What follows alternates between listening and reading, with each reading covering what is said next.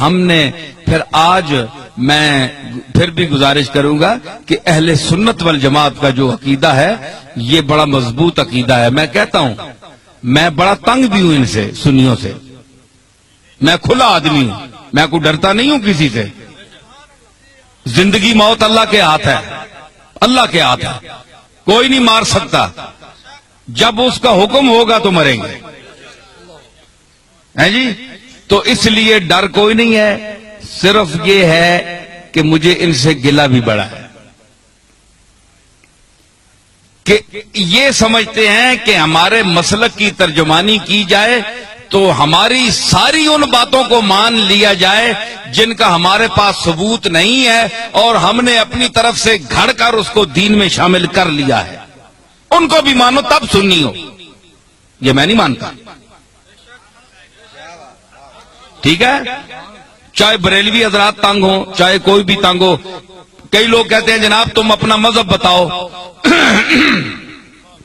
کہ تم بریلوی ہو، دیوبندی ہو، شیعہ ہو، اہل قرآن ہو، تبلیغی ہو، کیا بلا ہو.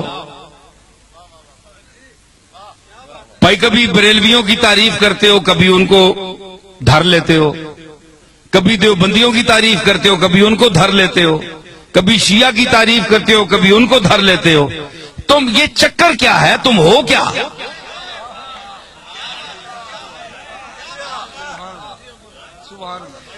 ہے جی. آج میں آپ کو بتاتا ہوں میں کیا ہوں. دیکھیں صاحب، یہ ان کا سوال بجا ہے کہ یہ سارے لوگ ان کی تعریف کرتے ہیں اور کبھی جو بہت خوش ہوئے ہوتے ہیں وہ دیوبندی بھی کہتے ہیں یار یہ تو ہمارا آدمی ہے، یہ دیوبندی ہے. وہ دوسرا خطاب سنتے ہیں وہ کہتے ہیں تب تن کے رکھ چھوڑیا سسا.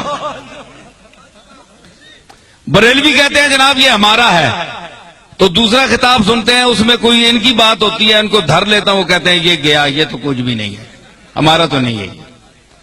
شیعہ کہتے ہیں اہل بیت کی تعریف اس سے بڑھ کر کسی نے کی نہیں، کبھی ان کو بھی کوئی چٹکی لگا دی، وہ کہتے ہیں یار ہمیں بھی ہماری خبر بھی لے گیا. اہل قرآن، تبلیغی، اہل حدیث تعریف بھی کرتا ہوں، مذمت بھی کرتا ہوں. وہ کہتے ہیں یہ چیز کیا ہے، یہ ان کی معجون مرکب کیا ہے، حدود اربع ان کے کیا ہے. تو میں گزارش کروں، بات یہ ہے کہ میرا کوئی ذاتی مذہب نہیں ہے، نہ آپ کا کوئی ذاتی مذہب ہونا چاہیے. ہمارا مذہب، ہمارا عقیدہ، ہمارا مذہب، ہمارا مسلک، ہمارا نظریہ، ہمارا اندیہ وہ ہونا چاہیے جو اللہ کی آخری کتاب قرآن مجید میں آیا ہے، یا جناب محمد الرسول اللہ سے جو عقیدہ، جو طریقہ ثابت ہے وہ آپ کا اور میرا عقیدہ ہونا چاہیے. ٹھیک ہے نا؟ یہ مسلمان کی تعریف ہے. تو ہر یاد رکھیے کہ ہر مذہب میں، ہر مسلک میں افراط و تفریط ہے. یا کوئی کسی بات میں گھٹ جاتا ہے، بہت دالیوں لے ونن تے بعض جگہ وہ اتنی شدت کرتے ہیں کہ حد سے بڑھ جاتے ہیں. میانہ روی، حضور نے فرمایا خیر الامور اوسطھا، یہ آپ کا ایسا جملہ ہے کہ پوری کائنات کے ہر چیز پر اس کا اطلاق ہو سکتا ہے. پوری کائنات، ہر عمل، ہر نظریہ، ہر نقطہ، یہ سرکار مدینہ کا وہ ارشاد ہے. میں اس کی تعریف کروں کہ فرمایا کہ ہر چیز میں درمیانہ روی اختیار کرو، ہر چیز میں. آپ اس کو گھر جائیں، اپنے بال بچوں کے ساتھ، بیوی کے ساتھ، والدین کے ساتھ، محلے والوں کے ساتھ برتیں اور حضور کے اس ارشاد مقدس کو آپ ذہن میں رکھیں کہ ہر چیز میں میانہ روی، نہ حد سے بڑھو نہ حد سے نیچے ہو، درمیان میں چلو. وہ کسی نے کہا نا کہ عزیز اتنا ہی رکھو کہ جی بہل جائے، عزیز اتنا ہی رکھو کہ جی بہل جائے، اب اس قدر بھی نہ چاہو کہ دم نکل جائے. ہر چیز کا ایک طریقہ ہوتا ہے اعتدال، درمیانہ روی. تو حضرت پیر میر علی شاہ صاحب کا کو اللہ نے علماء عصر میں امتیاز کیوں عطا فرمایا؟ دیوبندیوں نے کیوں ان کو مانا؟ شیعہ نے کیوں مانا؟ رد مرزائیت میں جب میرے دادا وہاں تشریف لے گئے تو سب نے مسلمہ طور پر آپ کو مقتدا اپنا کیوں مانا؟ آج کون سا پیر ہے پاکستان میں کہ جس کو تمام مسالک کے علماء اور مشائخ اکٹھے ہو کر اپنا پیشوا مانے؟ کوئی ہے آپ کے سامنے آیا؟ نہیں آیا، اس لیے کہ وہ خود معتدل نہیں ہے، وہ پارٹی کا بن گیا ہے، پارٹی کا ہو کر رہ گیا ہے۔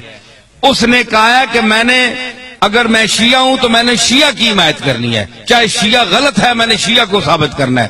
دیوبندی ہے تو اس نے کہا میں نے دیوبندیوں کو ثابت کرنا ہے چاہے وہ غلط ہی کریں۔ بریلوی ہیں ان کو میں نے ثابت کرنا ہے چاہے غلط ہی کہیں، میں نے ان کی تائید کرنی ہے۔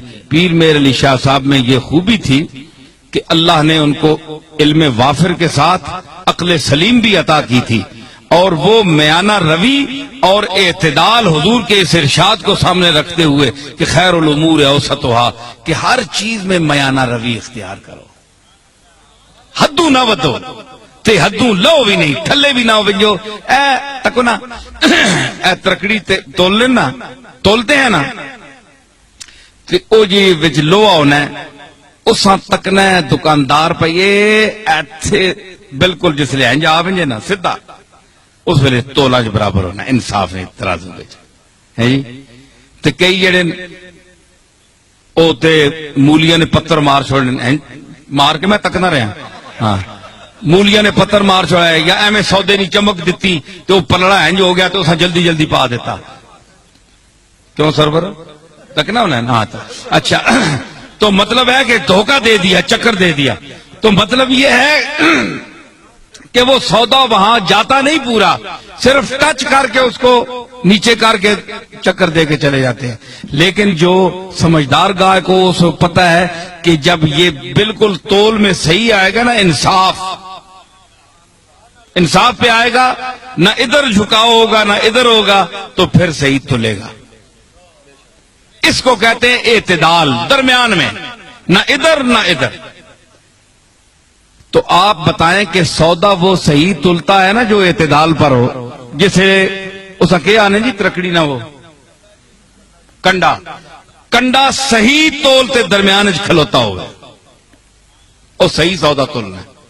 پیر میر علی شاہ صاحب کے میزان علم پر وہ کنڈا جو صحیح ہے اس پر ہر وہ سودا تلتا ہے، اور جو غلط ہو زائد ہو وہ ادھر ادھر ڈل بننا ہے، ختم ہو بننا ہے۔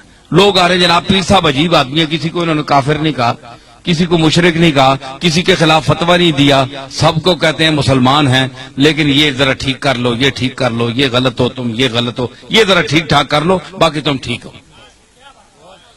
پیر میر علی شاہ صاحب یہی کہتے ہیں نا۔ تو ہمارے یہ آج کے بعض بریلوی حضرات یہ کہتے ہیں جناب کہ انہوں نے اتنا علم ہونے کے باوجود انہوں نے کیوں کسی کو کافر نہیں کہا؟ دیوبندیوں کو کافر کیوں نہیں کہا پیر میر علی شاہ نے؟ اتنا بڑا عالم ہے، اور دوسرے لوگوں کو کیوں نہیں کہا؟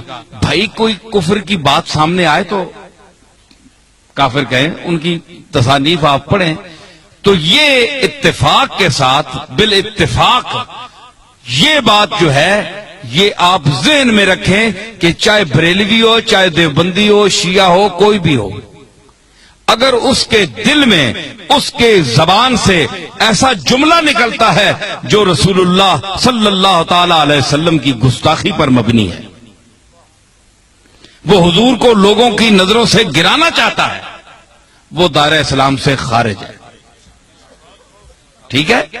باقی ہمارے بزرگوں کو نہ ماننے والا کافر نہیں ہوتا، ٹھیک ہے نا جی؟ ہمارے بزرگوں کو نہ مانے، کوئی داتا صاحب کو نہ مانے، وہ اللہ خود ہی منوا لے گا، وہ خود ہی پکڑے گا۔ اگر اللہ کے مقبولوں کے ساتھ کوئی زبان درازی کرتا ہے تو اللہ بڑا غیرت مند ہے، وہ نہیں چھوڑتا۔ اس نے کہا تھا بس تجربہ کر دیم دری دیر مکافات، با درد کشاں ہر کے در افتاد بر افتاد۔ حافظ نے کہا کہ ہم نے اس دائر مکافات میں بڑا تجربہ کیا ہے۔ یہ دائر مکافات ہے نا، بدلہ یہی مل جاتا ہے انسان کو، جو کسی کا حق دبائے، جو یتیموں کا مال کھائے، کتنے گیا شکیل؟ ٹھیک ہے خلیل، ٹھیک ہے نا؟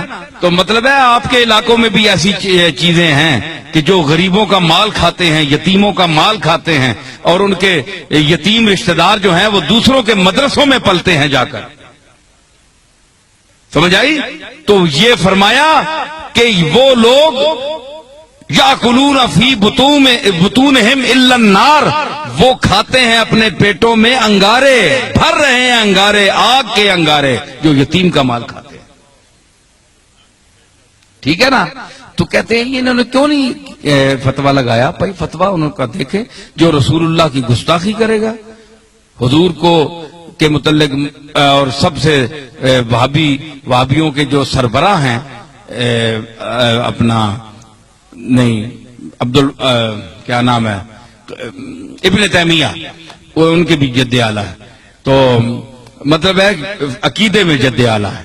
تو ابن تیمیہ جیسا آدمی، اس نے لکھا کہ ایک ہے کپڑے کا میلا ہونا، ایک ہے حکارت سے کوئی گئی سٹ ہے ایویں ترکیا میلا ہے، ذہن میں اس کو حقیر کہے، ذہن میں یہ عقیدہ رکھے کہ میں اس کی حکارت کر رہا ہوں.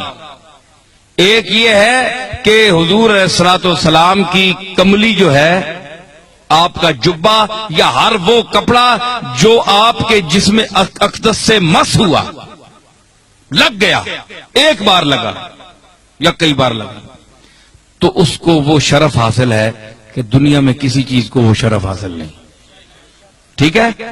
تو اگر وہ میلا بھی ہو سکتا ہے نا، گرد و غبار تو پڑتی ہے، وقت کا گزرنا اس کو گل جاتا ہے، پرانا ہو جاتا ہے. تو اگر کوئی شخص، یہ ابن تیمیہ لکھ رہے ہیں، تو کہتا ہے کہ اگر کوئی شخص میلا سمجھ کر کہے یار یہ تو بہت میلا ہو گیا، پرانا ہے، غالباً آپ کا استعمال شدہ ہے، وقت بھی گزر گیا، چلو یہ تو ٹھیک ہو گئی. اگر حضور کے کسی ملبوس کو، رومال کو، کسی چیز کو حقارت کا ذہن میں نیت رکھ کر یہ کہتا ہے چھوڑو یار یہ تو ہے ہی میلا، چھڑے دفع کرو، فرمایا ابن تیمیہ کہتے ہیں کہ وہ اسلام سے خارج ہو گیا، اس کا دین ایمان صاف، وہ دوبارہ جب تک کلمہ نہ پڑھے گا، توحید کا قائل نہیں ہوگا، اللہ سے معافی نہیں مانگے گا، وہ اسلام میں داخل نہیں ہو سکتا، کیونکہ اس نے جناب رسالت مآب کی ایک استعمال شدہ چیز کی توہین کی ہے، اور نیت میں توہین تھی.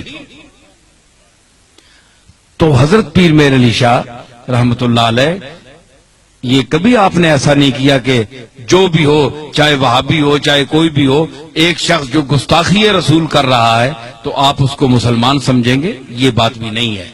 لیکن یہ چھوٹے موٹے مسئلوں پر جو موریں اٹھی ہوئی ہیں جناب، یہ بھی کسی نے کیا، کوئی 11ویں کو نہیں مانتا جی وہ بھی کافر ہے، کوئی فلانی چیز کو نہیں مانتا وہ بھی کافر ہے، جو اذان کے پہلے الصلاۃ والسلام یا رسول اللہ نہیں پڑھتے یا اس کو منع کرتے ہیں وہ بھی کافر ہے. یہ کوئی بات نہیں ہے،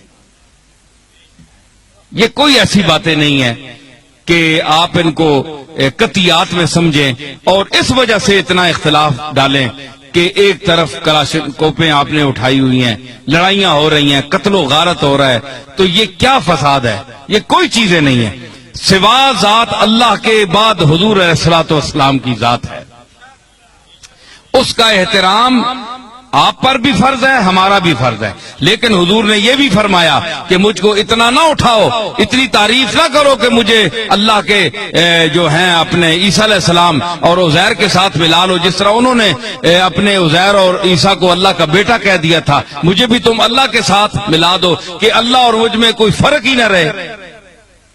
یہ بھی منع ہے، یہ سرکار نے منع فرمایا ہے، حضور کا حکم ہے. بندہ بندہ ہے، اللہ اللہ ہے. سمجھ آئی؟ یہ سرکار کی تعلیم ہے، تو یہ سرکار کی اپنی تعلیمات پر ہمیں چلنا چاہیے. اتنا بھی نہ آپ بڑھائیں کہ کل ہمیں قیامت کے دن حضور کے سامنے آپ حکم دیں کہ ان کو جوتے مارو، تو اس محبت کا کیا فائدہ؟